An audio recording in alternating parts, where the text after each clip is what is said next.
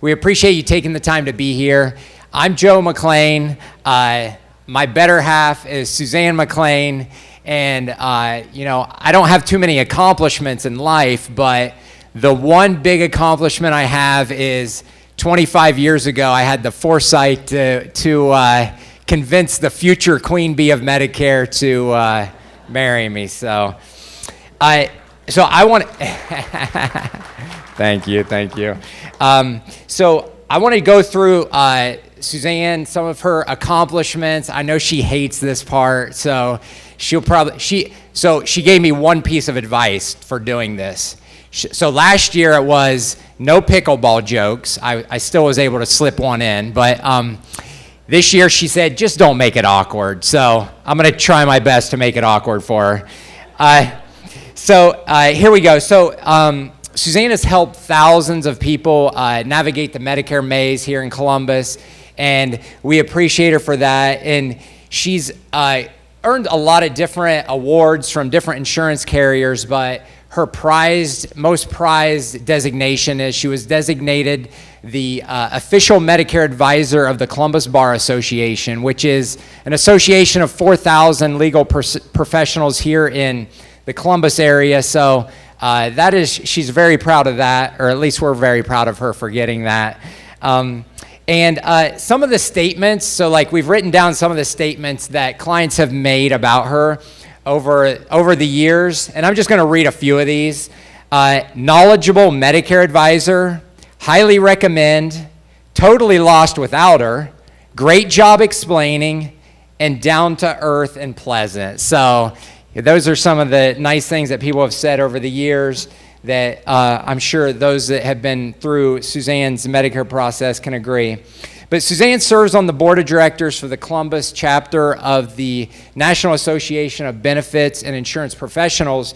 And every year she goes over to Washington, D.C., and she takes the stories and the situations that she's ran into with each of you, and she goes over to Washington and she tries to impact Medicare legislation for the better. So she's meets with legislators, she tells them the stories and says, these are the things that need to be changed. Now, hey, we all know Washington, nothing moves very quick over there, so, but she's doing what she can to make an impact on your behalf. So when Suzanne started in 2008, she was just a Medicare insurance sales agent. She quickly started, they started having her train other people in Medicare, other agents. And then in 2017, they actually started a separate company and made Suzanne a partner. And then in 2020, she got the chance to buy out her partner, and she is the sole owner of National United Medicare Advisors, which we refer to as NUMA a lot. So if you hear NUMA, that's what we're talking about, is the company. So so that's kind of what she does day to day now. Is she runs the Medicare agency with her amazing team that you'll see around here. So make sure you say hi. So like a lot of them you talk to on the phone and that type of thing. So be sure to connect with them as you're here. So when Suzanne is not engaged in the heroics of Medicare, she's busy being a mother to her two boys who are also here, Nolan and Mitchell. And obviously, a wife to me of 25 years. So, ladies and gentlemen, put it together for Suzanne McClain. So I said, don't be awkward. So first of all, I want to tell everybody how much I really appreciate you taking the time. I know I talked to a couple people. They drove 3 hours to get here. So I appreciate that. I know a couple people, hour and a half, 2 hours. So that means a lot to me for you to take that time out of your day, because I know you're busy. Because I hear all the time is, Suzanne, how in the world did I work? Because I'm so busy. I'm running to my kids' ball practice. Our grandkids. I'm watching this event. I'm watching that event. How did I fit 40 hours of work into my schedule? So I know you're busy. So I really want to tell you thank you. Love having you all here. I hope to be able to at least shake hands or hug or something with everybody at some point today. So we'll go from there. I want to thank you again. Please look for our name badges. Anybody that works on our team is blue. So you'll see them around. So, and I will later introduce everybody. Great, great. So what we hear when having an event like this and sending you all the emails, sorry about so many emails, by the way, but we want people to get here. Like people ask, well, what's the purpose of the event? Are you trying to sell us something? Are you just, what's the reason? And last couple of years, Suzanne and I have gotten really clear on, Suzanne, you can come up here. You don't need to stand back there. You're kind of making me nervous standing behind me like that. We've gotten real clear on like what the purpose and the mission of the company is and like what we do as people. And what we've came up with is we feel it's our God-given mission to help and protect people, especially when life gets complicated. So, you retire, life's getting complicated, right? You're going on Medicare, you're switching from your insurance you maybe had for all of your life, all your working life, to Medicare. Life gets complicated, and our mission is to help and protect, right? Obviously, we want to help you navigate the Medicare maze, but also protect you because you can make the wrong decisions too, which can hurt. So that's kind of like what our mission is. So with this event, it's all about client appreciation. We want to help you in any way that we can. We want to have this event so we can pour some good stuff into you. And if you, on the back of your name tag, if you bought a ticket or if you bought a ticket for your group or your friend or your spouse, then we actually refunded every single person's money they spent on a ticket back in their thing, because this isn't about us trying to make $10 a person. It's about us trying to get you here and show our appreciation for you being a client of NUMA. So that's what that's kind of like the purpose of the event. So over this time, when Suzanne and I are like really thinking about like, okay, what can we do with this event that's really going to help people, and like we said, help and protect, especially when life gets complicated. Suzanne, we hear stories about people going into retirement and feeling kind of like losing their identity because they identified with what they did all their life, and then that type of thing. So Suzanne, tell us a client story about somebody in that type of situation or issue they had. So I got a call a while back, and the client said to me, he said, Suzanne, my whole life, as my adult life, I went through law school, I became a judge, I was a judge my whole adult life, and he made buku bucks. And he said, I moved over and I bought this gigantic house to live next to my dad because I wanted to take care of my dad. Well, I'm calling you because my dad just passed away and I need you to cancel his insurance, but I am so lost. I really don't know what to do because I retired. My identity was I was a judge. And then every day I wake up now going, what am I going to do? Like, I have no identity any longer. And now my father's passed, and I have to sell his house, and I have to take care of all this. I just don't even know what my purpose is anymore.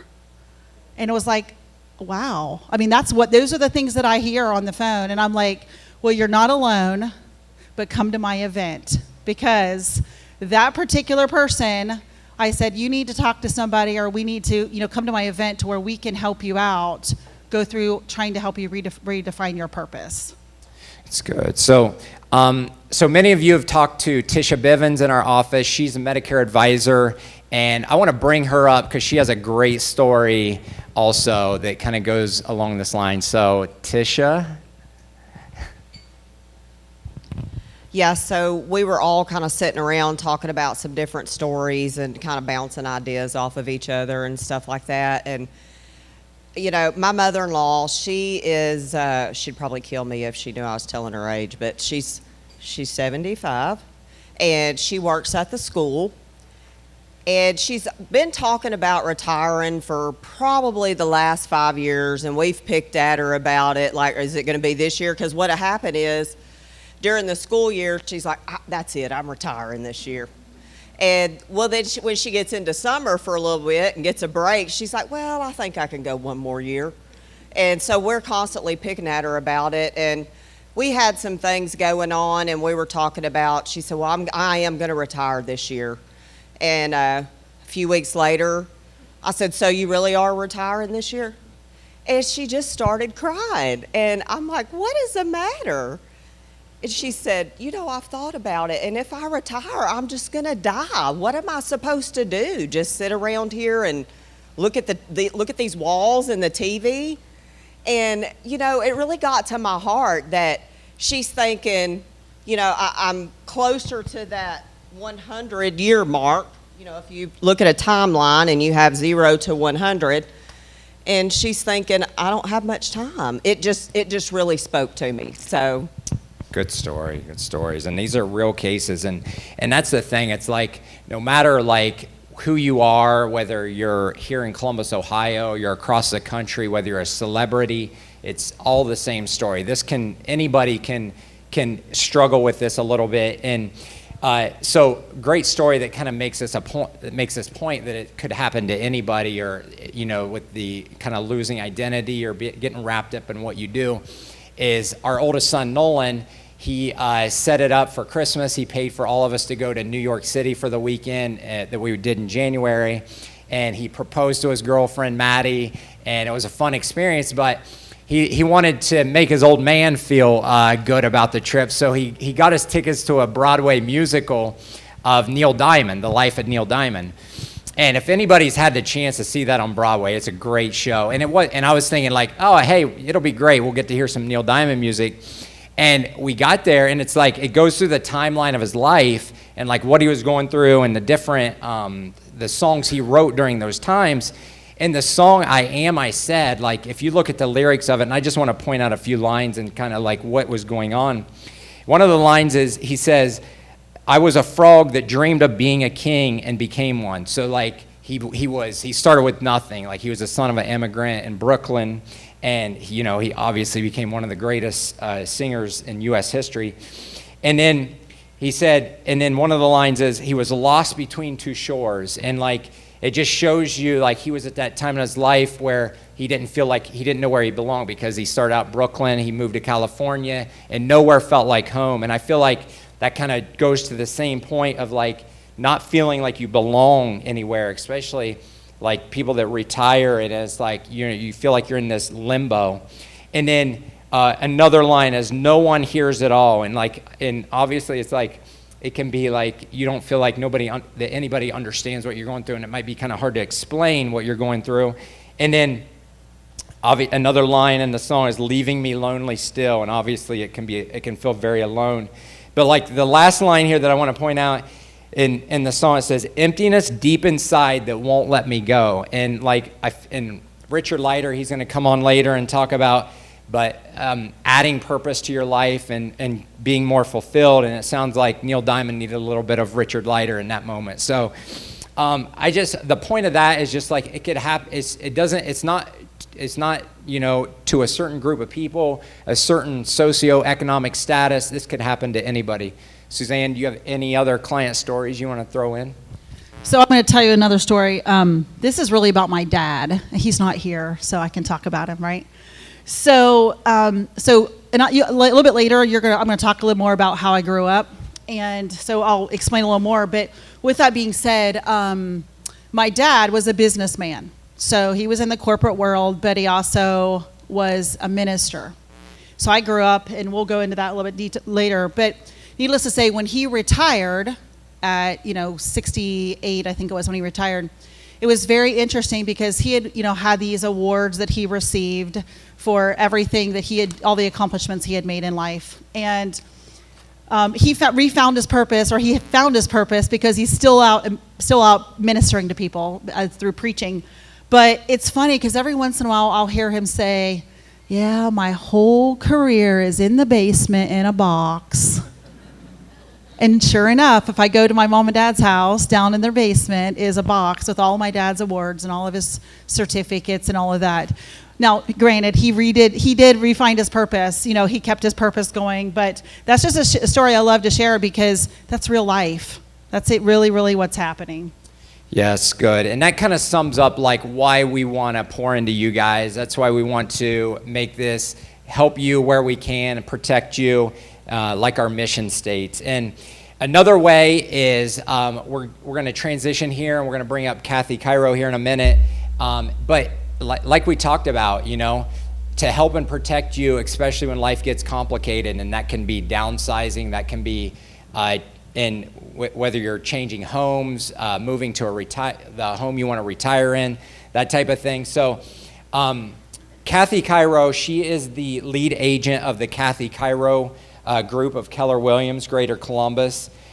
She's been a top-selling realtor here in Columbus for 25 years, and she's the creator of Central Ohio's premier downsizing event, Downsize Columbus. And this year, Kathy became a main sponsor for NUMA, like an annual sponsor. And the point I want to make with that is Suzanne and I, so like obviously with our mission of protecting you, we're not here just to throw anybody in front of you that will sponsor our company or our event. We are going to check them out. We're going to make sure that their values align with who we are and what we do. And we can definitely say Kathy is, her and her company and her team definitely aligns with who we are.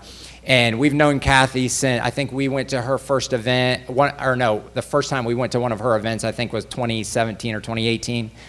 And she really does care about her clients, and she gives the same level of service that we feel like that we give to you. So we're really excited about bringing Kathy to you guys and helping you with your real estate needs. So put it together for Kathy. We're going to have her come up here.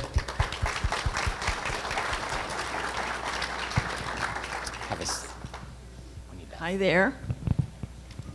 I see a lot of familiar faces. I just want to know if you cleaned out your basement yet.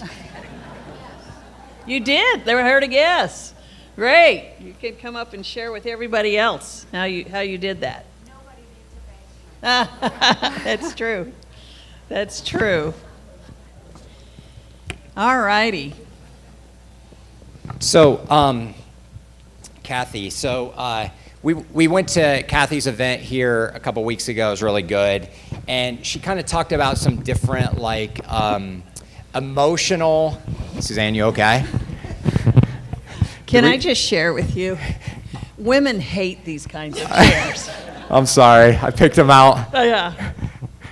But anyway, Kathy... It's hard to be pretty in them. Okay. All right, we're good. We could stand up. We're good. Would you ladies rather stand up? We're good. We're good now. Okay. Don't move us. We can move. Great. So we went to your event a couple weeks ago, and you talked about some issue logical and maybe some psychological hang-ups with decluttering, downsizing. So just speak to those and get us started with that. Well, first of all, we love our homes. I mean, we bought them, we've lived in them, we've decorated them, we raised our kids in them, we filled the basements. So just selling a home is wrought with emotion, and that's if it's a good thing. I often say there's 5 reasons to sell a home and 4 are bad. And seriously, it's divorce or death or medical issues. And so when myself or someone on my awesome team enter into someone's home, we know we're entering into a time of stress, even if it's a good move, a positive move. And so what we try to do is say, okay, we recognize that. So let's untangle this sort of all these threads that are involved in the sale of this home. And that really is the reason I started doing Downsize Columbus about 10 years ago. My business has always been education-based. I feel like a really well-educated client makes smart decisions and makes decisions you don't regret after the fact. So we've always been a team that starts with education, home buyer seminars, home seller seminars. But in 2012-13, Columbus was coming out of a recession. And I myself was entering my 50s and looking at some of these decisions of downsizing. And I thought, I bet there's a lot of people who have put off selling their home because our home values were in the tank, but age didn't stop in the last 10 years. So there's going to be a group of people that really need to downsize, and so why don't we do a seminar? This was in March of 2013, a seminar just for downsizers. And so we decided to really look at what are the problems of that group. Because one of the things I love about NUMA is that they're not just about selling a product, they're about solving problems and looking at needs. And so my real estate team operates the same way. What is the problem this group faces? And what we discovered was it was not selling the house. I mean, how many of you in the market we're in today, raise your hand if you worry if your house will sell? One hand. Okay, you don't have to worry, ma'am. Yeah, we're good. We're good. So the truth is that selling the home per se, that one piece of the puzzle, is not a problem. You know you can do it. You know it will sell. You know all that. So what is the problem? And what we discovered when we got into it is we broke that problem into 5 categories, and that is legal, emotional, financial, medical, and residential. So there were issues in all of those, and so we created Downsize Columbus to address all of those issues. And even on the residential end, you know, I was looking for sponsors for my event. And one of the gentlemen I called on was the owner of Apple Tree Auctions out in Newark. Has anyone ever been out there? Yes, Sam Schneid, great guy, family-owned business. He said, Kathy, I'd love to be part of your event, but you need to come visit me because I'm going to fill you in on what the real problem is. So I went out to Apple Tree in Newark. We had lunch together. He said, Kathy, this group's problem is not the sale of their home. It's getting rid of stuff. He said, and boy, he was prophetic. I learned through getting into this and beginning to meet with you, and by the way, the Downsize Columbus event sold out 3 times that first year, so I discovered there were a lot of us that had these issues. We've now done it, this is our 12th year doing it. We've had over 40 seminars, thousands of homeowners have come. But Sam said to me, you've got to teach them to get rid of stuff or they won't be able to sell their home. And I learned, I listened, I learned, and so we began a whole almost separate effort to really educate people on freeing themselves from the stuff in their homes, because we discovered even that was laden with problems. A lot of emotional entanglements, a lot of physical, just how do we do it? And so, yeah, so we have over the years really gone, we still sell homes, that's what we do, but we've learned that the best service we can bring you is to meet the ancillary needs around it, and then hopefully in our excellent service of doing that, you say, hey, you're great realtors, we want you to sell our home. Awesome, great.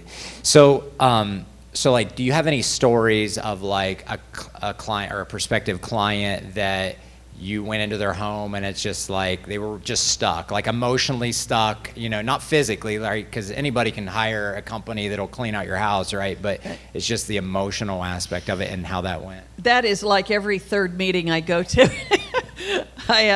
About everything. You know, I always joke about this, but I think that the TV show Hoarders could just camp in Ohio, okay? I mean, I've got a list. They want a list. We do have a problem with stuff. Now that we know what the word pandemic means, it is a pandemic problem of too much stuff. And you know, we laugh about it, and we joke about it, and we say, yeah, my parents have, you know, all this stuff. If you're in the middle of it, it's not funny. It's not funny. It freezes you. It overwhelms you. Psychologists have told us that homes full of stuff, the homeowners have a higher stress and anxiety level. Going into every room and knowing immediately that I've got to do something about this is stress producing. So it's not funny. And a lot of times I walk into people's homes and I say, okay, let's put a plan together, because yes, you have a lot of stuff, but there are solutions to that, and let's walk you through it. And the reason I really encourage those of you in this room to do this is because someone's got to do it. When you go home today, I want you to go in every room and say, who is going to move this item from this house? And I'm going to give you, it's going to be one of 3 people. It's going to be you, it's going to be a family member, or it's going to be a stranger. But it doesn't just not happen. Someone's got to clear that home. And literally today, driving here, I was on the phone with the adult daughter of one of my clients. Her home's going on the market in July. Her mom has lived in the home 46 years, raised 3 kids. And how many of you have kids and know right now which one's the responsible one, right? There's always a responsible one. Well, in this case, the responsible one lives in Salisbury, Maryland. She's the one I'm on the phone with. She says she has 2 useless brothers in Columbus. Isn't it always the boys, you know? It's the daughter that gets stuck. So she lives in Salisbury, and she's been coming back and forth, and she said, Kathy, let me start this conversation by saying I love my mom, and I will end this conversation saying I love my mom.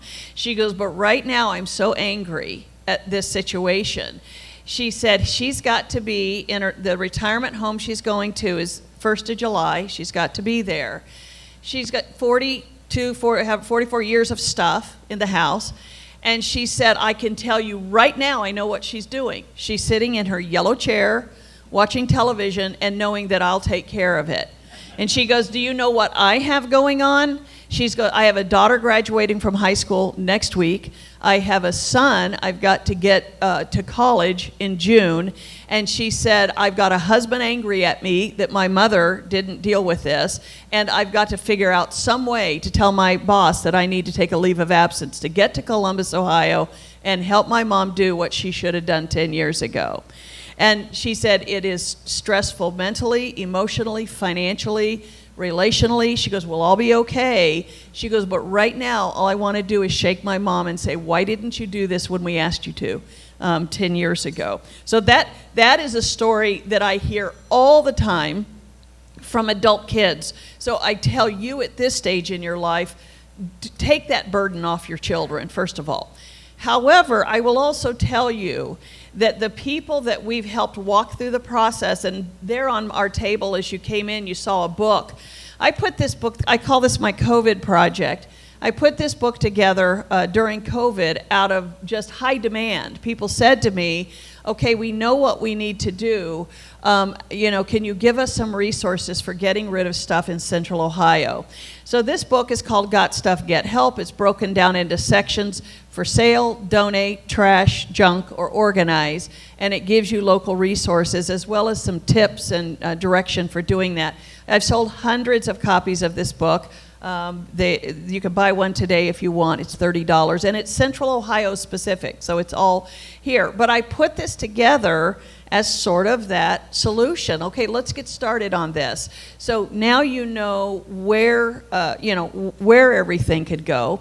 Then people said to me, okay, Kathy, that's great. We appreciate that, but could you give us some steps for taking those steps? So I put together this, little brochure called Freedom from Stuff that really just kind of walks you from the bottom to the top of how to start getting rid of stuff. So when I meet with people, obviously we talk about the value of their home. We talk about the sale of their home.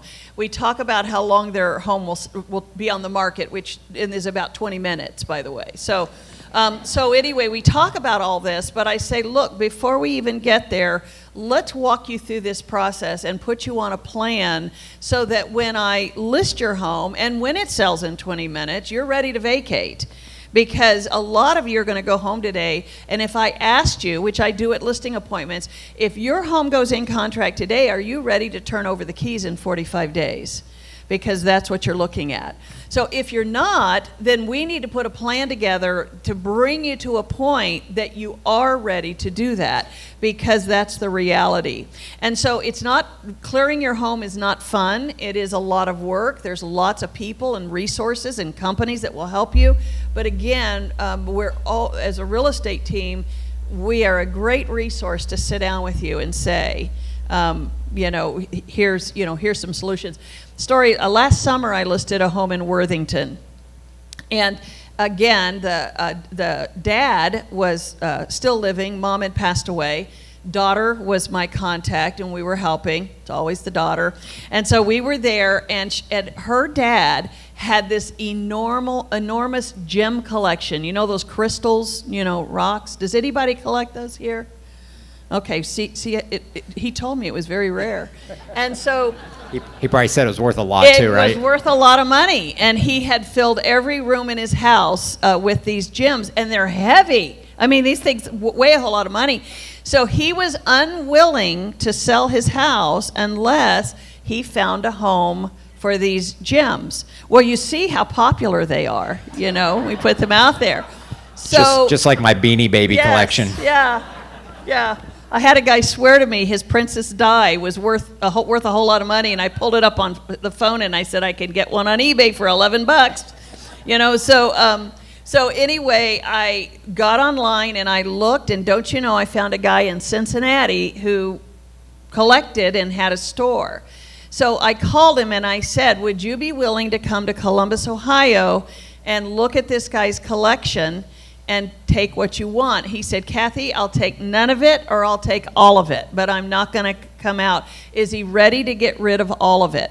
So I had my phone and I FaceTimed him through the house, and I said, when I said he had a lot, he's got a lot. So the owner of the home was satisfied that that was a good home for his gems, it's stuff.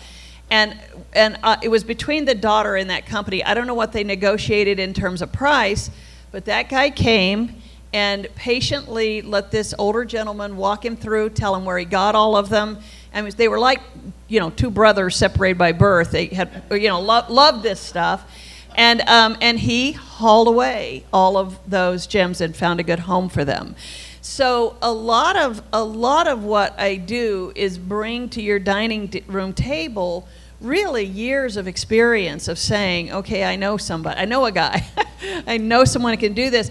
But a lot of it too is just, I always say I should have a degree in psychology of saying, you know, we have to really look at your life and find out why holding on to this stuff is more important than moving on to a wonderful next stage of your life. And I think some of you need to be convinced, and I'm so excited about the guest speaker we have today because I've read his book and I've had a chance to meet him. I think a lot of us are not convinced that the next step is wonderful. And because of that, we're going to hold on to this past because we know that was wonderful, at least it is in our minds. It was wonderful. And as long as we hold on to that, we don't ever have to face the future. And unfortunately, and here's what happens in my world, unfortunately, reality crashes in some form. It crashes in a financial emergency, a medical emergency, a death, and all of a sudden you are forced to face a lot of decisions very, very quickly that had you taken the time early on, it could have been done in a managed and calm setting where you are the one making a lot of the decisions. And so that's one reason. And then the other thing is, and I'll use my own parents as this example, is my parents raised 7 kids. I'm the responsible one. And raised 7 kids. No, I'm fortunate. I've got great siblings. But they raised these kids, and they lived in Texas. And I, like Suzanne, grew up moving, and my dad was a minister. And so I remember they called me to come down to help them to clear their home and move to this retirement center. And I remember, you'll relate to this. I went into my dad's office and, oh, this is funny. I walk up and my dad was the king of one-offs. He had all these tools that would work if you did this one thing to them. And he had a whole garage full of these. And so when I drove up, having gotten off the plane, I walk up and he's out there and he told me he had done a Facebook Marketplace ad and it was empty. Nobody was coming. I said, Dad, let me see that ad. Well, he's charging for this stuff. So I said, Dad, what's your goal here? Do you want money or do you want to get rid of stuff? And he goes, well, I'd like a little money. And I said, give me your phone. I said, do you care if I change your ad a little bit? He said, no, go ahead. So I got his phone and made everything free. And in half an hour, we had pickup trucks coming down the drive. And I said, free or best offer. Well, if they're standing there, they don't want to just take it, so they'd give me like a 5, or a 3. We had that place cleared in an hour and a half. See, I told you I was the responsible one. I come in and get that done. So anyway, we're going through his house, And I go in, and my dad's got one area that we said, Dad, this is the room you and Mom can put your stuff that is going with you to your new 600 square foot apartment in your retirement home. So it's already got 400 square foot of boxes filled with his sermon notes, okay? All yellowed on paper. Now, at this point, my dad's, I think, 85. And I said to him, I said, Dad, why are you keeping these? I said, there's not room for these, Dad. Why are you keeping them? He goes, well, I might need them one day when I start preaching again. And you know, I had to stop and say, it's easy for me at age 58 at that time to speak into his life and say, you'll never do that again. What is it like to be him, to have his whole identity in these boxes and tell him, you'll never do that again? So we managed to get the boxes down to a manageable level, and they did move. But I'll tell you, he and my mom even said, we should have done this 10 years ago for two reasons. One, it would have been easier on everybody. But he said, you know what? We wish we met the people we know now 10 years ago. We wish we had started that new life, because where they were going, they made new friends, they had activities. I wanted to live there. They had it was like living on a cruise in a building, like 5 restaurants. They had what they called senior prom night, you know, once a month, and they bring a big band in. And I mean, they said, we are so enjoying this, we should have done it. So I say that to you. A lot of you are looking at yourselves and saying, my best life is behind me, and I'm going to hang on to it as long as I can, without really exploring what that next life can be, or where that next life can be, and who you can meet, and who your friends are. Because another thing I find that's pandemic in this group is loneliness. And I'm not going to ask for anyone raising their hands, but I bet a third of my appointments are lonely people who may or may not ever sell their home, but just want someone to come to their house and talk to them. This is huge post-pandemic. Post-pandemic, we had so many. They said, I read a statistic once that the epidemic of loneliness for 55 and over people doubled since the pandemic, because they were cut off from family, cut off from friends, stopped social. Our whole social patterns changed. Many of them have not gotten back to even what they were. And so what we find is many of us live isolated lives. We hope our kids come over, we look for family events, but we stopped the whole social pattern, sometimes even way before COVID. And so one thing I say to you is that when you move into, whether it is a I hate the word nursing home, but a retirement community, or you move to a single family or condo community where everybody's your age, you would be shocked at how much life is left. You know, I have people tell me that I've joined a bourbon tasting club. I walk dogs with people I met, and now they're my best friends. I'm now going on vacation with people that we met. And it's like, for better or for worse, it's high school all over again, where you're meeting people, making friendships, having an opportunity to do things. I had one woman that one daughter called me and said, you know, her mom moved to Friendship Village in Dublin. And she goes, I kept calling her, and she wasn't answering her cell phone, so I called at the front desk to check on her. And they said, oh, she's we just saw her, she's downstairs in water aerobics. And the daughter goes, Kathy, I didn't even know, I've never seen my mother in a bathing suit. Like, I didn't know she would even do that.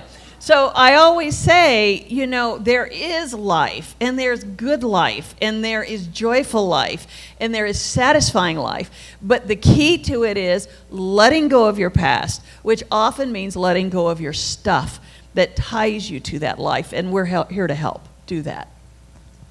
Wow, that was so good. I mean, Kathy, you definitely know your client base, and you've learned a lot over the years. That's really good.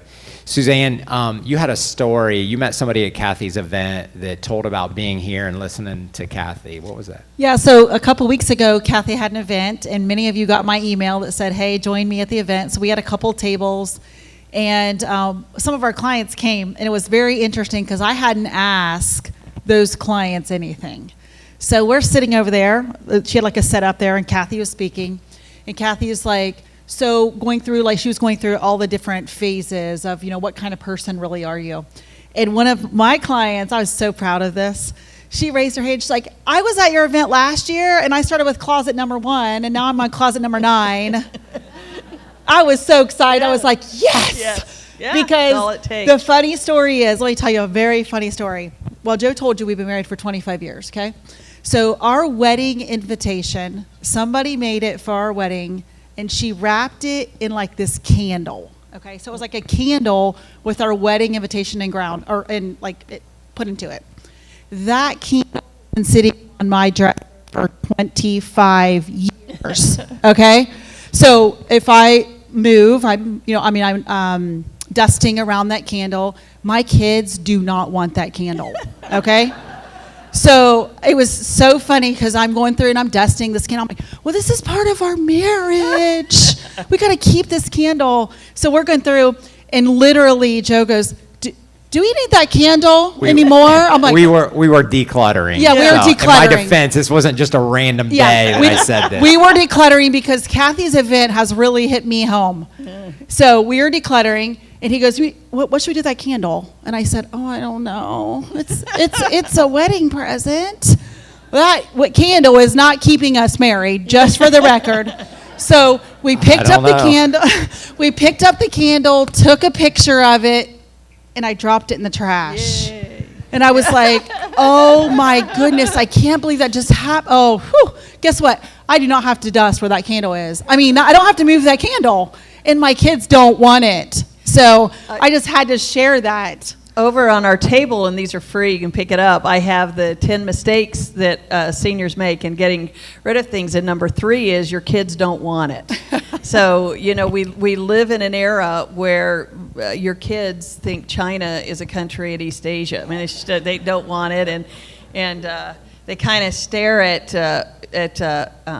the formal dining room like, I guess we could make this an office, So yeah, it's a completely different generation, and it's a tough realization. And that's a very good example because when we say to clear the house, we don't mean you throw away everything. I understand sentimental value, and there is heirloom value. I mean, hopefully you do have kids that even if they don't want your furniture and things, there are things that mean something to them that they would like to give to their family. Ask first, but there are some things. But and a lot of people fall on that as an excuse. They say, well, it's my grandmother gave it to me or something like that. And I think, okay, but your grandmother didn't give you 3 George Foreman grills. Okay, so there are things that we can begin with to get rid of, and that is a very good point. One of my points of advice, and we won't go down that road here, but is to start with a small goal. Like start with just a closet. You're going to clear out a closet, or you're going to clear out one shelf in the basement. And begin to work for that. Statistically, they say that you have to give yourself a week for every year you've lived in your home to clear it out. And I think that's being very, very conservative. I have seen people take months and months to get their home to the point that they're ready to move on. So it's a challenge, and it's hard. We've also found when we talk with our clients, this is not scientific, it's anecdotal, but if you are today in this room under 55, or say 55 to 65, you are in the golden period where you could likely, if you're blessed with good health, still do a lot of this yourself. You can still make the decisions, you can still make the phone calls, you can sell stuff, you can do whatever you need to do. But what we find is if you wait too long and you start getting into your 70s or even 80s, even if you have the desire, many times the mental ability is that lot of decision making, a lot of nuanced thinking is harder as we get older. Physically, can you still, carry that stuff upstairs or down from the attic or out to a truck, that sort of thing? And then, so what we find very often is that people wait until too late, and then they have to call in family members or others, and then the decisions are no longer theirs, or it becomes a big argument in the family. Come on, Mom, you don't need that. Yes, I do need that.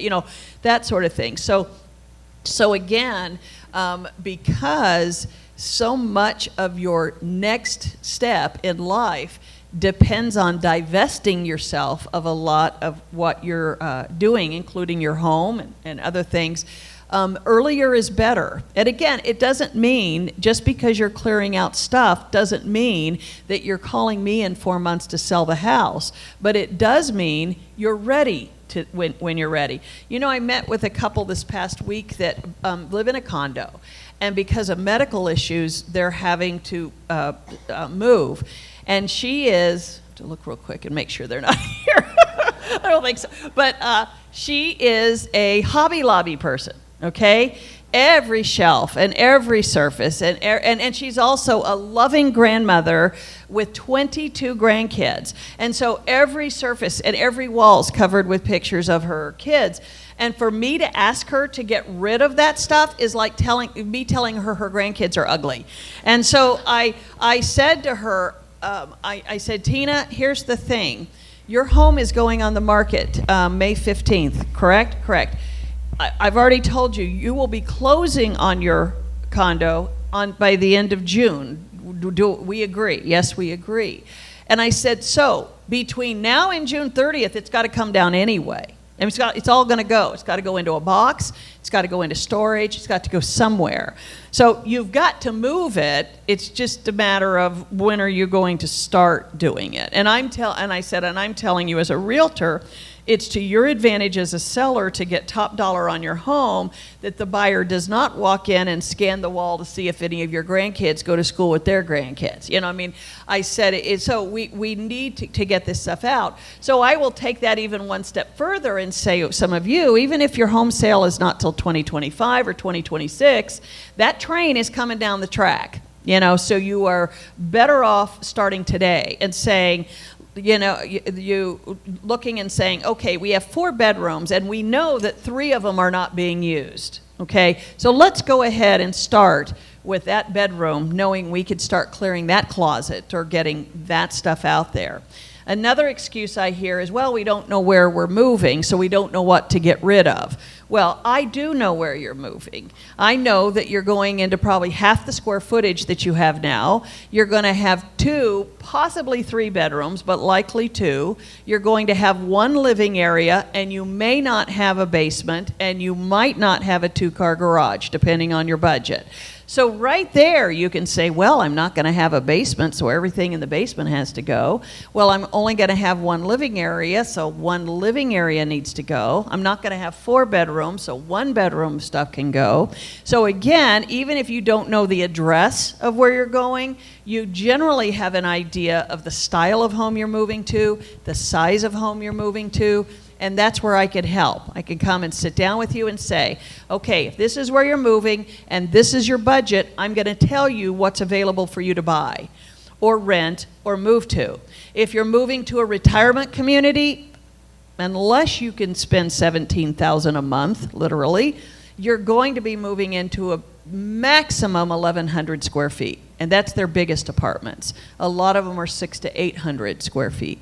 So again, we do know where you're moving once you kind of identify budget and geography and style of home.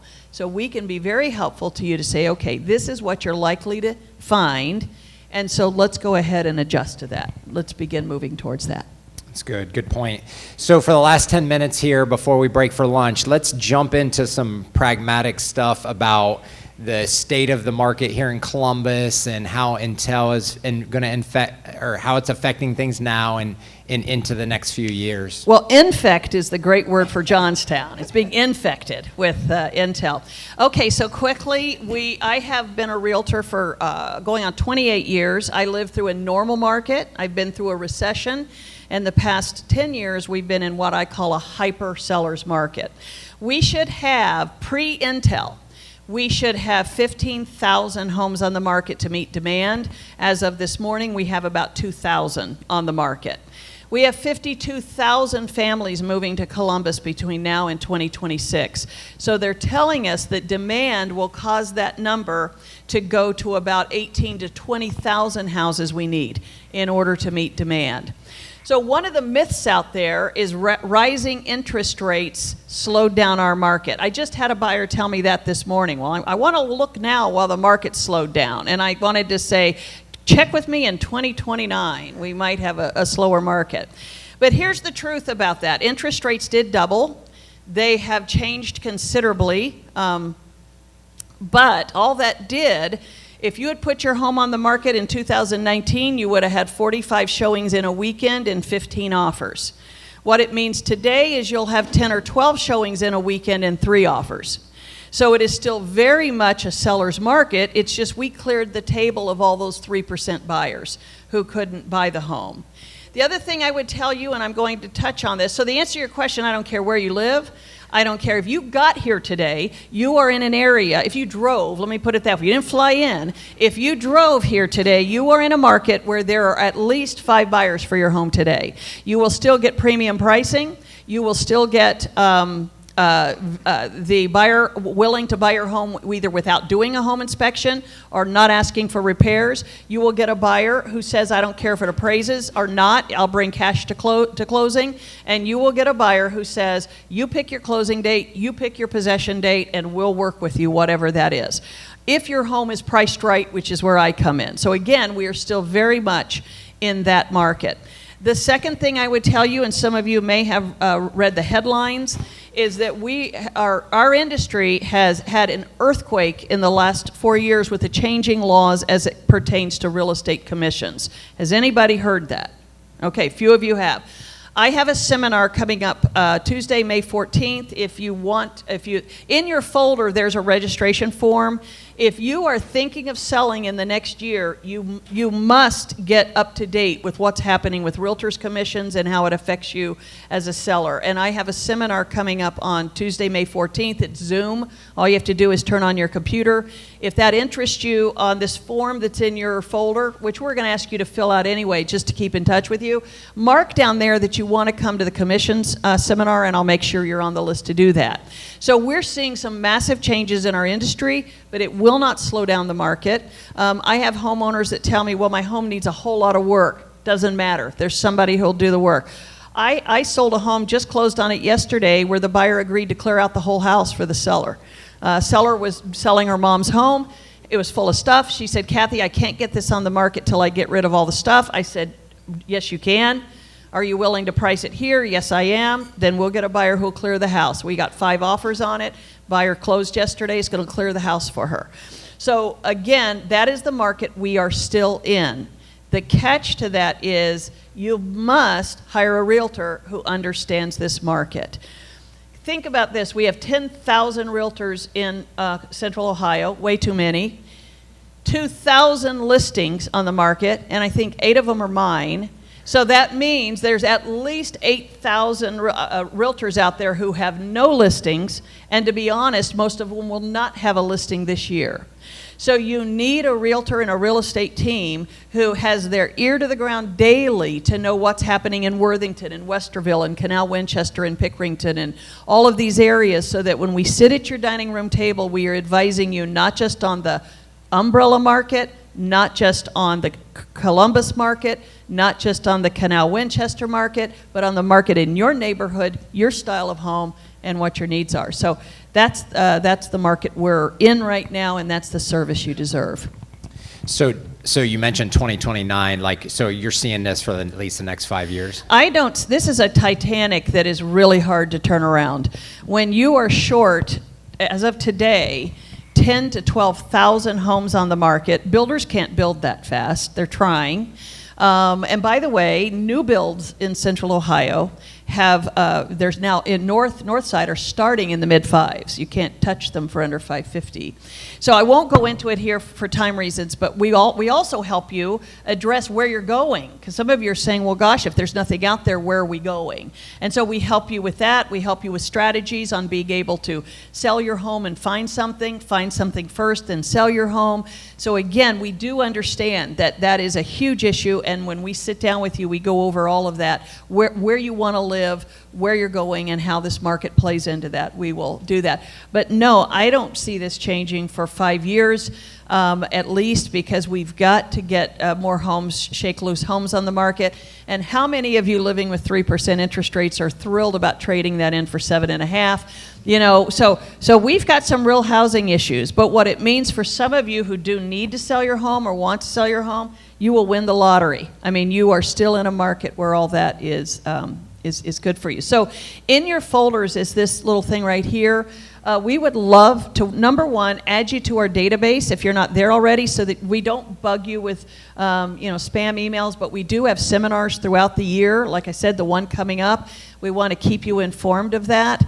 Also, we want to come help you. If you say to me, Kathy, look, we're not ready to sell, probably a year or two away from that, but we'd really love to know what's the value of our home and what steps, what we need to do now to be ready.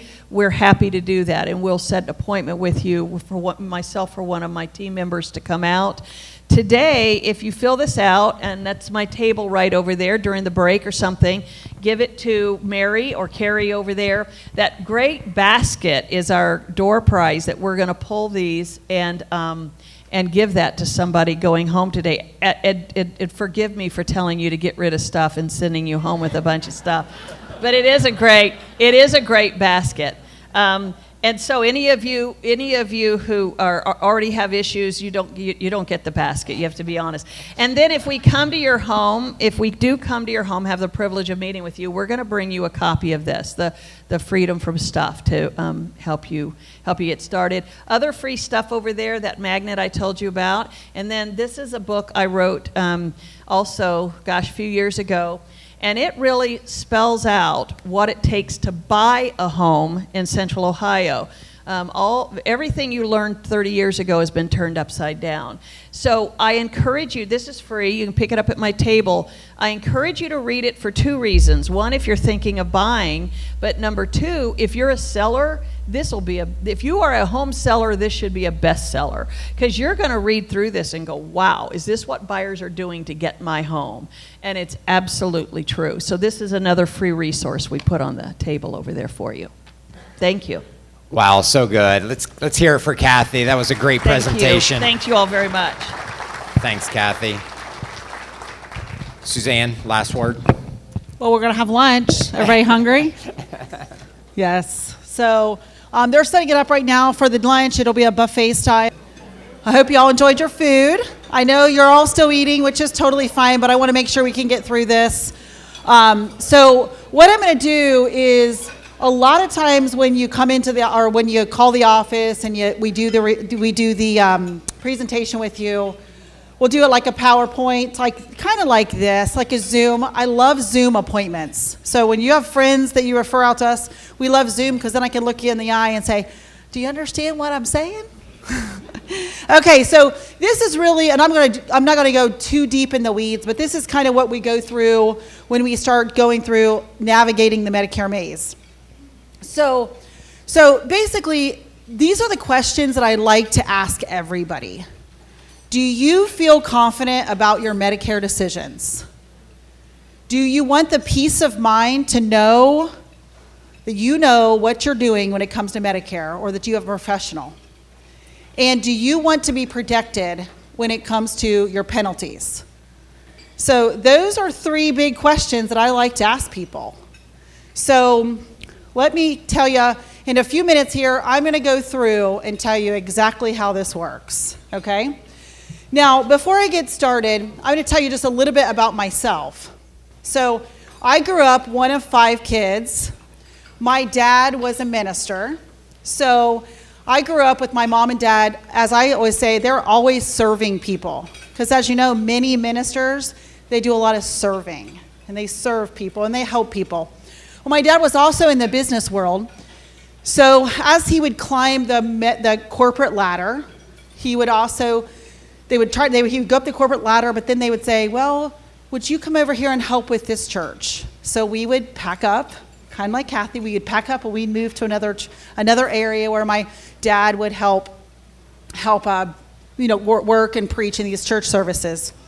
So I watched my mom and dad for all these years serve other people. I really didn't understand what that meant as a child. I really didn't. But in my early 20s, this is before COVID, before all of this, before Ring Doorbell, my early 20s, I was out with some of my girlfriends, and there was this minister, he and his wife, they had some kids. They were going through some financial struggles. And when they were going through some financial struggles, they were just struggling for groceries and things like that. And I remember being like early 20s and being like, hey, why don't we run over, grab some groceries for this minister and his wife and drop them off at their house, but we didn't want anybody to know it was us. And like I said, this is way before Ring Doorbell. So we go to the store, grab some groceries, run over, drop it on his porch, hit the doorbell, and then we took off. And I remember that feeling of, oh my goodness, what a great feeling. Like you're constantly helping somebody. But I'm in my early 20s. I don't know what I'm going to do in life. So as things kind of progress, I think to myself, man, it was instilled in me to help people. It was instilled in me to serve people. But how would I ever do this in my career? So I'm going to fast forward because some people will say, how in this world does your story deal with Medicare? Right? Come on. I was young, trying to find my way. And you might say, well, how does this go to Medicare? Well, I'll tell you what. Here's where it comes to Medicare. And I'll tell you what. My slides are out of order. Oops. Yeah. So this is definitely going to be without slides, okay? So when you get to, so it was like, well, how does this really convert to Medicare? Well, here is really the why behind what we do, okay? So this is before I got into Medicare. That's what I was pushing. But that's not what I was looking for. Okay. All right. I'm not very good with clickers, I'll tell you that. Okay, so anyways, how this converts over to Medicare is, this was many, many years ago. When I first started, before I got into Medicare, we were over visiting my father-in-law. And he at the time was about 70 years old. He had retired from the federal government. And he and my mother-in-law, she was 67 at the time. And she said, we were sitting there talking, and this is before you could click on the computer and see all of your benefits. So this was back when you had the CD and you pop this CD in. And the way it worked was, he said to us, I really don't know if I have the right plans or not. I'm 70 years old, and I don't really know if I'm where I should be. And I always call him a seminar junkie. So he would go to Humana's seminar. He would go to Anthem seminar. He would go to all these different seminars. And eventually, he'd come to us. Oh, you know what? I didn't go far enough. There's my father-in-law. Sorry about that. So he was sitting there talking. He's like, well, everybody I talk to, they say to me, well, you need to do this and you need to do that. And well, how do I know what I really need to do? Because I'm on Medicare. I'm 60. Well, he was 70. He said, I'm past 65. I'm on Medicare. But everybody keeps telling me something different to do. So it kind of all boils down to, we started looking into his plan through his retiree plan. And at that point, we determined that he should have signed up for Medicare Part B. he had not signed up for B, nor had my sweet mother-in-law. So they're 67 and 70 years old. They had not signed up for Medicare Part B. What a bummer. So we helped him sign up for Part B, and we're like, my goodness, he's going to get penalized. And I was not doing Medicare at the time. We're like, he's going to get penalized for all these months and all these years that he's missed. So we helped him sign up for Part B, and to this very day, he is 85 years old. He is still paying a late enrollment penalty. So as we help him, he was 70, when we help him sign up, he and my mother-in-law, still 83 and 85, still paying those penalties to this very day. We was able to stop the penalty, so it stopped accruing, but he still had to keep paying it. And I thought right then and there, like, this is before I got in Medicare, I thought, this is very strange, because this guy is smart, and I hear that all the time. Suzanne, I am smart, but Medicare confuses me. I hear that quite often. And I'm thinking, well, if he doesn't understand, and now he and my mother-in-law are stuck with all these penalties, there's got to be thousands more people just like him. And it sparked that interest in me, like my God-given mission is to help and protect people. Not very long after that, I got into Medicare. And I know that going through this, I have enjoyed helping so many people prevent from doing exactly what my father-in-law did. And it is sad, because like I would say last year we were talking, and as we're chatting about it, we're talking, and he's like, well, we've paid about $9,000 in penalties. $9,000? I mean, to me, that's just crazy, because he didn't understand, maybe wasn't told. I'm not really sure, because I was not doing Medicare at the time. But needless to say, that's where he got involved with not having the right information. And here he is, and my mother-in-law, now they're 83 and 85. Unfortunately, they're still paying. So that's a little backstory of how I really got my passion for Medicare, because I love to see people win.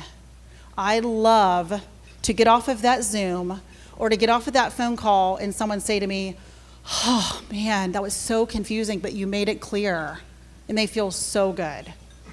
So what we've done is, I know most people here have received a copy of my book, Navigating the Medicare Maze.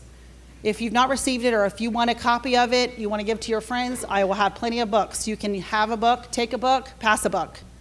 Because really what you're doing when you're taking my book, you're passing and saying, here, let me extend an arm to help you navigate and then contact our office. So what we're going to do is we go through what we call the Medicare joy process, okay?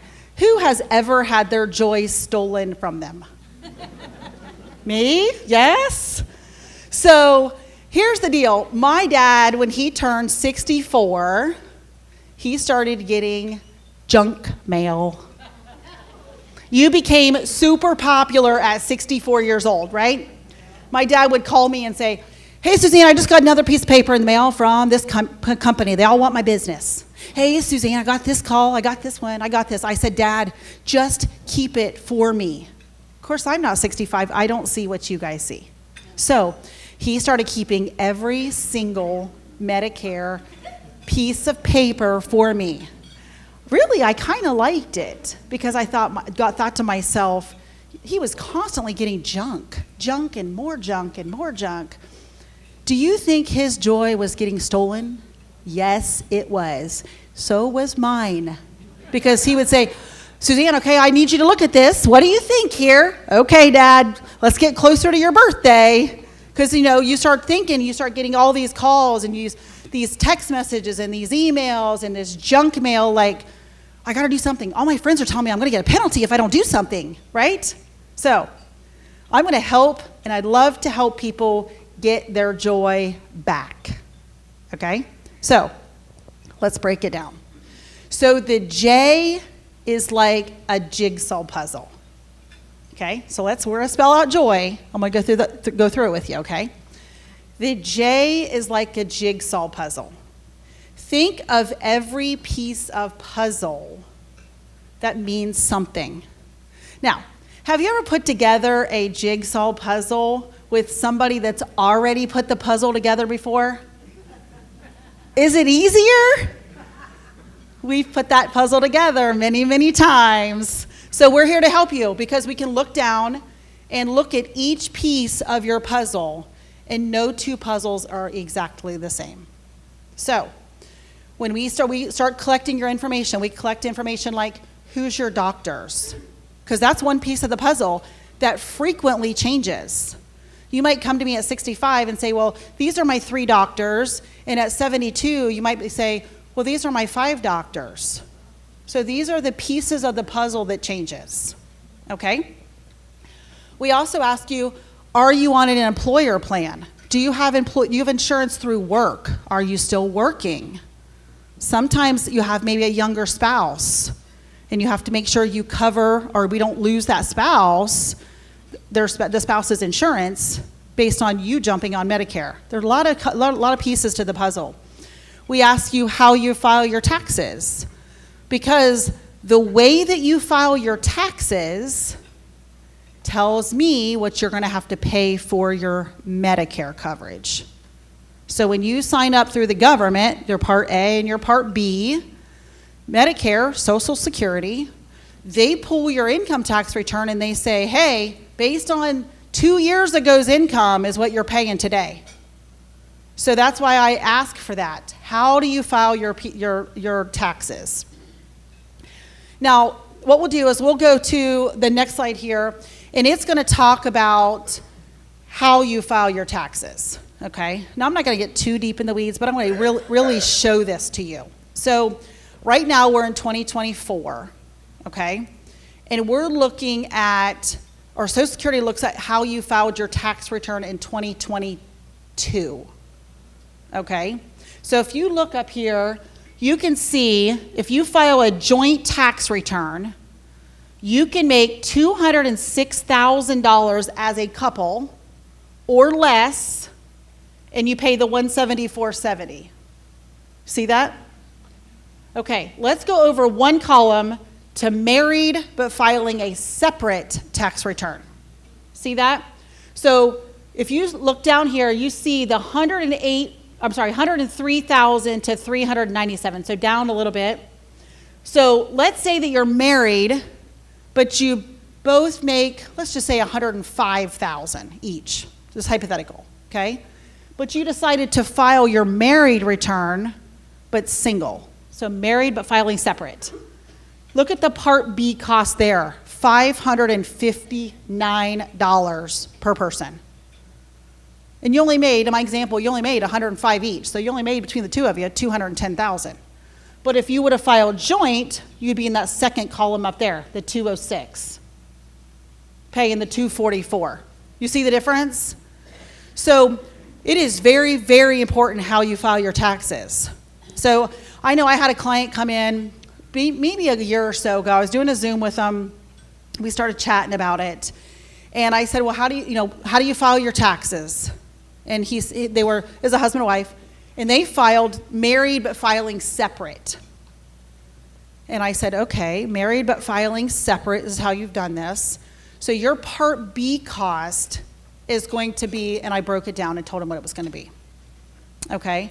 They were not happy people. Because if they would have filed a joint return, they'd have been a whole different level. Does that make sense?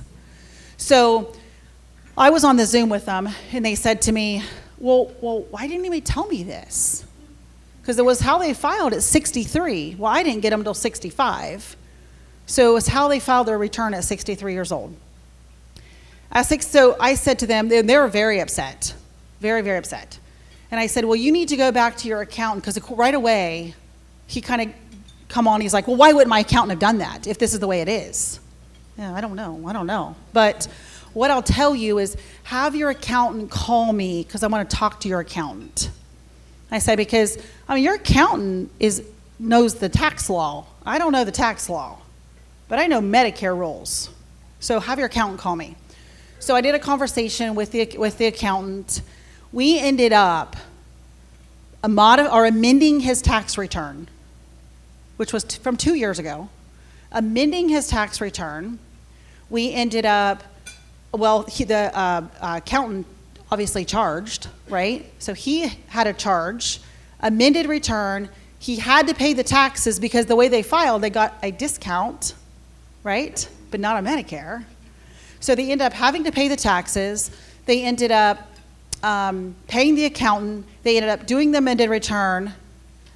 Then they had to go back to Social Security and show them all their new amended returns, but it still saved them over $6,000 just by doing that. So a lot of times what I find is how you file at 63 years old really affects you at 65, okay? And then as you're aging and you're like, 65, 67, 69, things like that, be careful of how you file your taxes, okay? So when you talk to your accountant or whoever does your taxes with you, you want to say, hey, how's this going to affect my Medicare? Because every year, Medicare goes back to the 2 years prior. So December of 2024 coming up, we're going to see, if you made X amount of money, they're going to pull your tax return and they're going to say, we're looking at your 2023 tax return. So be really, really careful about that, okay? So the J with the jigsaw puzzle pieces. We ask your doctors, your medications. This is one of the most important, is your medications. Because that jigsaw puzzle piece is constantly changing. You might be on these meds this year. You might be on these meds next year. You might go back on the original meds the next year, right? So those are all very important pieces of that jigsaw puzzle. We also want to make sure that if you travel, that we have you covered if you travel. So like I'll hear sometimes like, well, I've got a son over here in Florida and I've got a daughter in the state of Washington and I go back and forth. I need to know that because I need to make sure whatever plan we put you on, you have that flexibility to see your children. One other thing that we get quite often is, I'm going to go outside of the country. How does Medicare work outside of the country? That's one of those jigsaw puzzle pieces, right? Because, hey, it's a vacation. You're going to go on vacation this year. You might not go next year, but you might go the following year, right? Jigsaw puzzle piece. So with that being said, if you go outside of the country, this is even getting on a cruise ship and sailing out of Florida or sailing out of California. As soon as you get into foreign travel or foreign water, international water, you're in a foreign country. If something happens, Medicare is not going to cover you. So now some of the plans that go along with your Medicare will kick in. It depends on your plan. If you're going outside of the country, I always ask you, call our office. We can help you get a travel policy for the week you're going to be gone or 2 weeks, or we'll look at your insurance and say, okay, you're good. But don't make the mistake of, oh, I'm going to be fine. Because unfortunately, I had a peer of mine, he was actually on an airplane flying to Poland, and he had a stroke. He had the stroke. They took him to a Polish hospital. Nobody spoke English. The struggle was real. So we want to make sure that your plan is going to cover you outside of the U.S., okay? So just give us a quick call. We'll look at your plan and tell you what we need to do just to protect yourself, okay? So those are just pieces of that jigsaw puzzle. So as you guys can see where every piece, it's unique to you. And there's not like, it's funny, I hear people like talking, they're like, well, I was out to dinner with my girlfriend last night and she told me I should do blah, blah, blah, whatever it is. Funny story. We're out to dinner, and I hear somebody in my back ear, table behind me, and they're talking about Medicare. Do you think my ears perked up? I was like, wonder what they're gonna say. So I'm like, I know I shouldn't have been eavesdropping. I'm sorry, but I couldn't help it. And I'm like sitting there thinking, I wonder what's going to happen back here behind me. So they're talking, and this one's like, well, I have this plan. And the other one's like, well, I have this plan. And they're going back and forth. And of course, one is trying to convince the other that they should go on the same plan. And you know how it works, guys, right? So the way that it works is a lot of times people listen to their friends and might get the same plan just because my friend has it. It is unique to you, the puzzle pieces. So it's very important that we look at each one of your puzzle pieces, okay?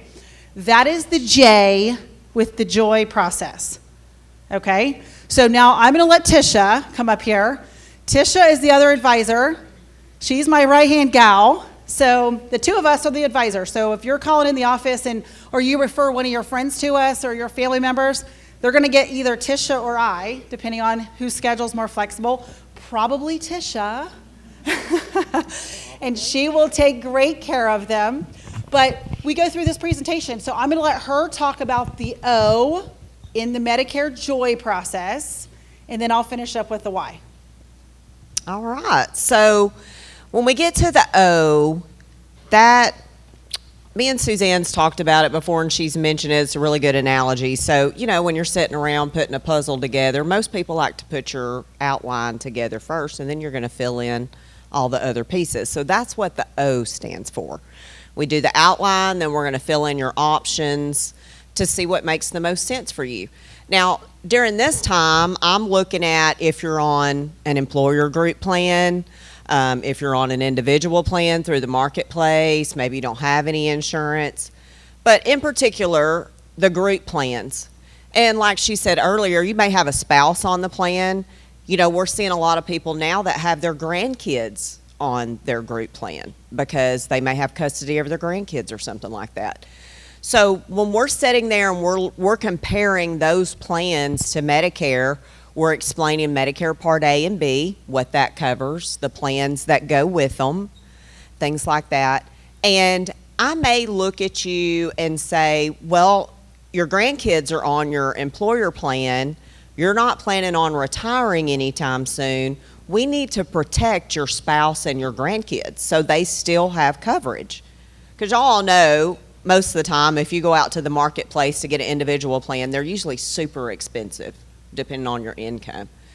So that's one thing I love about this company is the fact that, we are paid, all of Suzanne's employees are paid a salary. And the reason that she does that is she wants to make sure that none of our clients think that we're trying to push you to one plan or another. It makes me no difference what plan that you go on. But it also frees me up to say, hey, you staying on your group plan makes the most sense.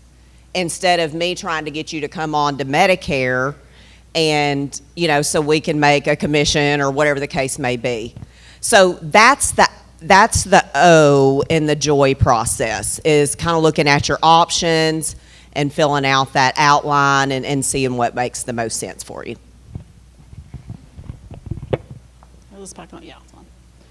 Okay, thank you. So now we're going to talk a little bit about the why.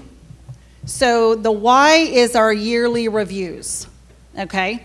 So the reason it's so important for the yearly reviews, here's just some of the top reasons, is formulary change, okay? So the formulary change would be, let's say, for example, that you're taking a medication and you're paying $45 a month for it. An insurance company next year can come back and say, oh, next year we're going to move it from a tier 3 drug where you're paying $45 to maybe a tier 4 drug where you're going to pay 47%. That happened last year. So if anybody knows the drug Eliquis, many people know that drug. It's a $600 to $700 drug, right? Expensive. So the way that drug worked on one of our plans last year, it was $47. Well, then they said, okay, well, for 2024, we're going to move it to 47%. So it went from $47 to now 47% of the $600 to $700. That's why it's so important to have the yearly review. Pharmacy, preferred pharmacy changes. So I was doing a review for somebody, and it was really funny. I'll never forget the story, because he says to me, I love my plan, Suzanne. I don't want to change anything. And I was like, well, let me just look at it, because I wanted to make sure, because I knew there were some changes. And he had went to a specific pharmacy, and at that time, I said it was a preferred pharmacy. So the pharmacy he was going to was a preferred pharmacy. He was getting the best deal for his insurance plan. But next year, that pharmacy was falling out of a preferred status. And I was looking at his plan, and I said, well, if you change from this pharmacy to this pharmacy, it's going to save you $1,600. $1,600 to walk across the street, literally. And he goes, well, I laughed to him, and I said, was this worth $1,600? Because to me, it was really simple. We looked at it, but he would have missed it, because it was one of those details, deep details of the yearly review that I was able to do for him. A lot of times, another thing is your deductibles and a lot of times they change, and they start back over every January, okay? I had a guy call me on Monday, and he said, hey, I just went to the pharmacy to pick up my meds, and they just told me it was going to be $845 for 90 days for this one medication. He goes, last time I picked it up, I paid $140-something. My first thought was, well, he hasn't met his deductible yet, right? So I said, well, let's call, the pharmacy. I called the pharmacy, and I said, when was the last pickup? And they said the last pickup was in December, so the end of last year. And I said, has he picked up yet this year? No, he hasn't picked up yet this year. Bingo, that's your deductible. He has a $545 deductible. Called him back, and I said, hey, this is what's going to happen. This is what happened. Once you hit your deductible, it's going to go back down to a lower amount. So that's just another piece that we explain with your yearly review, why it's so important. Another one is doctor network changes.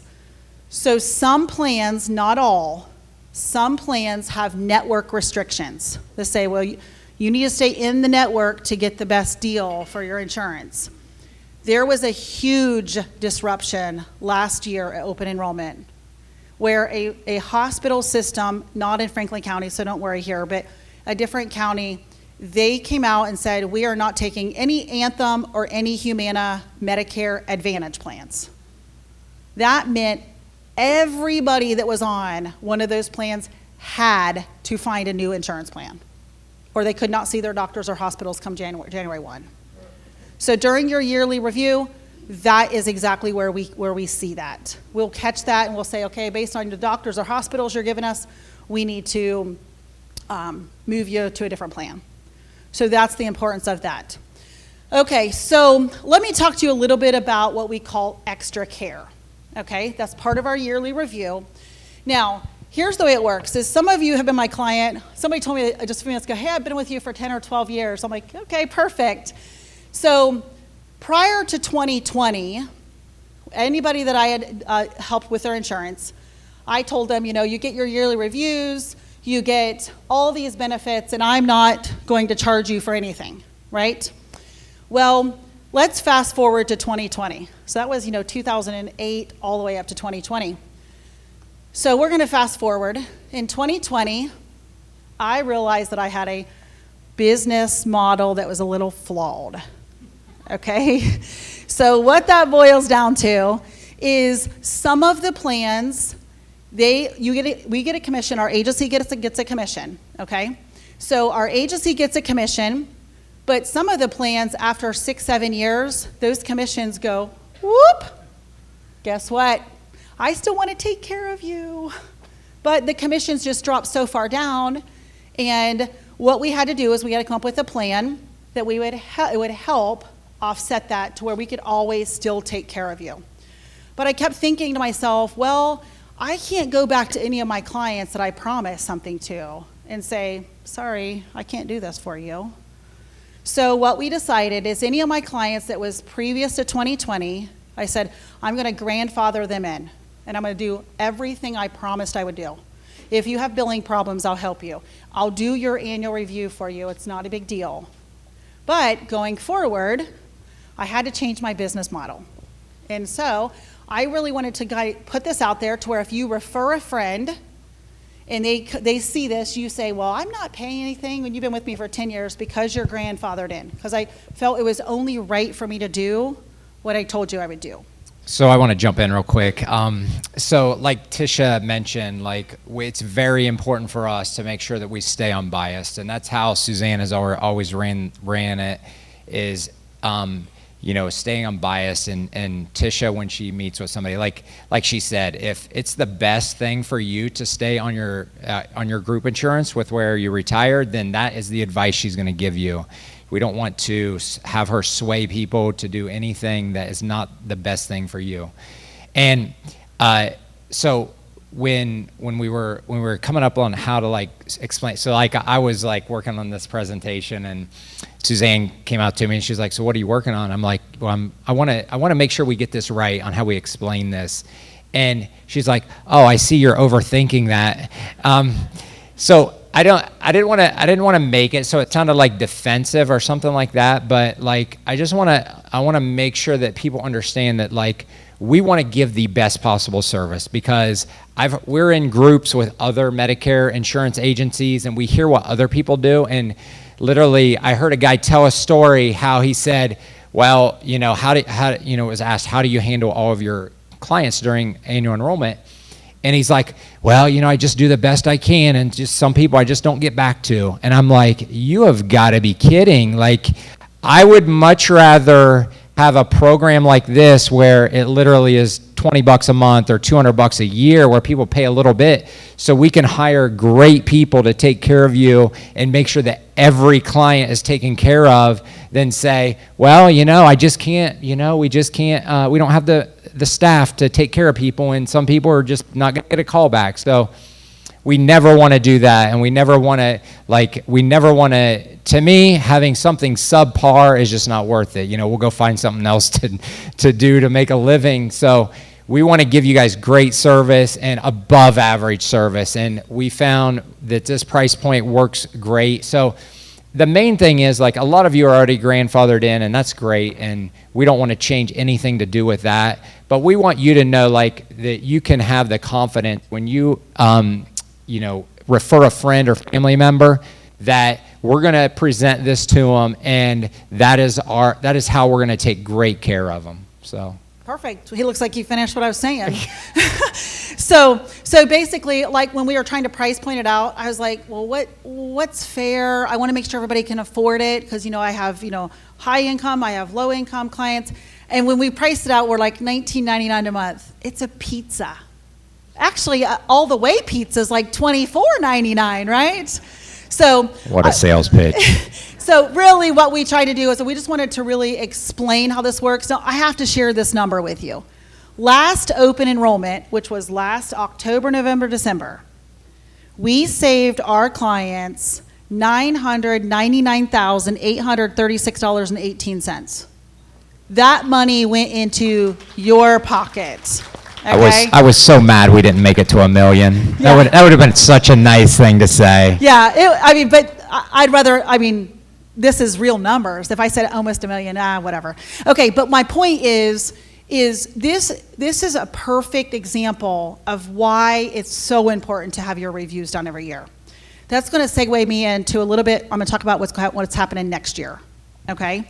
So many people here have probably heard what they call the Inflation Reduction Act law that President Biden put into place, right? Many people have heard that. It's the Inflation Reduction Act. It's a law that President Biden put into place. He signed it in place August of 2022. In that bill, there is a section in there about Medicare. It is going to affect every person in this room that's on Medicare, okay? Now, as I was like trying to prepare to like, what do I say at this event? Here's the problem, is the insurance companies haven't released to us what the plans look like yet, okay? So I don't know what the plan looks like. I have no idea. I won't even really see it. It's not approved by Medicare. I won't see it till probably the month of September. Open enrollment starts October, okay? I'm gonna tell you what the law is going to change to though, okay? The law starting next year, January of 2025, every single person that has a drug plan, a Part D Medicare drug plan, it's going to change. Here's what it's changing to. The most you would have to pay is $2,000 for your medications. Now, I've had people say, well, is that a good thing or a bad thing? Depends who you are, because it depends on that puzzle piece, right? So if you're someone that takes $8,000 worth of medication and they cap it at $2,000, that's a win-win for you, right? If you're someone that takes one medication or no medications or cheap medications, and they say, well, the nice benefit is you're having a $2,000 max. Well, that's nice, but what do you think is going to happen to premiums? I want you guys to think about this, because your premiums right now, most of the prescription drug plans are fairly low premiums. There's a ton of people in here that have the 0 premium drug plan. Tons of people. Then I have a $5 plan, then I have your $20 plan, I have your $30 plan, right? The national average drug plan, which means every drug plan in the US, the national average is $35. They're telling us, I don't have the fact, okay, because they've not released it. They're telling us that drug plan national average is going to move from anywhere between $60 and $90. This is a big jump, big deal for people.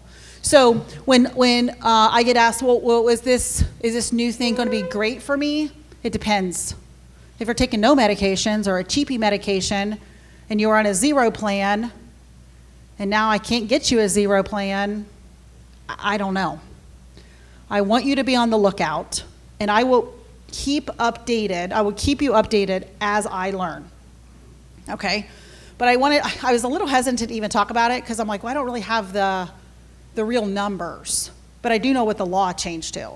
So with knowing the law, I can at least explain how it works, and I'm going to say, what's like Paul Harvey says, the rest of the story? It's coming. And I don't know. I really don't know.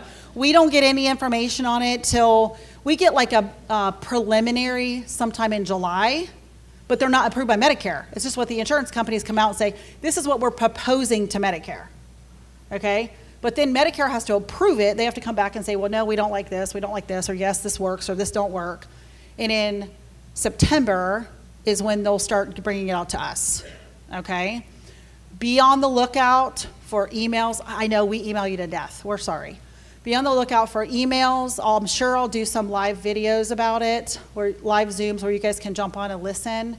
I just want everybody to be very aware of the changes that's happening and know you have us in your corner. So we're here. We want to make sure that you guys are all taken care of. Like I said, keep your eyes out. I'll talk more about it. I'm sure most everybody here probably gets a copy of our newsletter that we send out on a quarterly basis. I'm sure I'll be talking about that because I want to get as much word out there to everyone. So, as you see, we talked about the J, jigsaw puzzle pieces, the O, which is your outline or your options, whether depending on if you're staying with an employer plan or a Medicare supplement or a Medicare Advantage, that's your O, and then your Y is your yearly reviews with the extra care. So, I hope I have given everybody their joy back, because I know that Medicare can steal your joy. So that's it. Thank you for listening to me go through the joy process. Just know that anybody that you refer to us, this is what they're going to hear from us. I just wanted to kind of share it all with you. Okay, great job, Suzanne. So we're going to take a 10-minute break. They might try to clear the tables. Anybody has to go to the restroom. Then we're going to bring up Richard Leiter, and he's got some good stuff for us today. So we'll be back in 10 minutes.